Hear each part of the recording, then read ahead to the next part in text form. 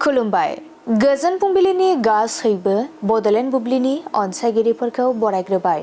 दिनै 18 जानुवारि रबिबारनि फान्जामुथिखौ फरायथिनो लादों आं उदांस्रि मुसाहारिया।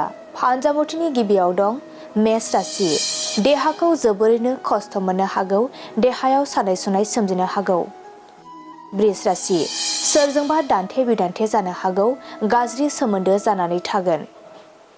मिथुन राशि। नाजाथाबनायनि फिथाइखौ मोनफुंनो हागोन, नखराव खुसि फैगोन। कर्क राशि। गोजान जायगायाव दावबायहैनो खाबु मोनगोन, रंजा खुसिनि सान। सिंह राशि। फालांगि बिथिङाव गाज्रि सान जानो हागौ, रांखावरि खहा जागोन। कन्या राशि। नोंथांनि जिउआव खैफोद सोमजिनो हागौ, गोजोन गैयै जागोन। तुला राशि। गोरोबलायनायनि गेजेरजों साना बारलांगोन, सोरजोंबा जानाय दावराव दावसिया जोबस्रांगोन। वृश्चिक राशि। गावनि मोननो गोनां खाबुखौ खोमाना लानांनो हागौ, गाज्रि सान। धनु राशि। सोरनिबा फारसे गोसो बोनो हागौ, उसु खुथुजों साना बारलांगोन। मकर राशि। समाजाव गनायजाथावै हाबा मावफ्लांनो हागौ, गोसोआव गिखांनाय सोमजिगोन। कुम्भ राशि। बिदानि जिउआव जाफुंसारनाय फैगोन, गोजोन खुसिजों साना बारलांगोन। मीन राशि। नोंथांनि बिबाना गोजौ फारसे जौगालांगोन, मावनांगौ हाबाया बांगोन। दिनै सानसेनि राशि फरायथिनायाबो एसेनोसै। आसा खालामो नोंथांनि दिनैनि साना मोजाङै मोजां थांगोन, बेखौ बड'लेण्ड बुब्लि नखरनिफ्राय मिजिंथिबाय। गोजोन्थों।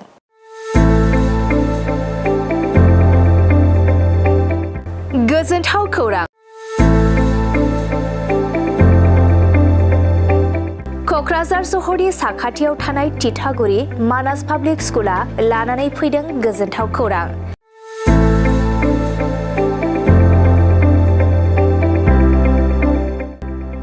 मानास पाब्लिक स्कुला गुन गोनां सोलोंथाइ बोसोरनि नार्सारिनिफ्राय थाखो 9 सिम फरायसा फरायसुलिफोरनि गोदानै 2026-27 मायथाइनि गोदानै मुं थिसननायनि खाबुफोर होगासिनो दं। गुन गोनां सोलोंथाइ होनायजों लोगोसे तितागुरि मानास पाब्लिक स्कुलाव basic computer education, English speaking environment आरो मोजां सोलोंथाइ गोनां फोरोंगिरिफोर दं। फरायसा फरायसुलिफोरनि थाखाय सोलोंथाइ लानायजों गोबां मोजां खाबुफोर दं, जेरै यगानि खाबु आरो हिन्जावसा आरो हौवासाफोरनि थानायनि थाखाय सेपारेट हस्टेलनिबो खाबुफोर दं।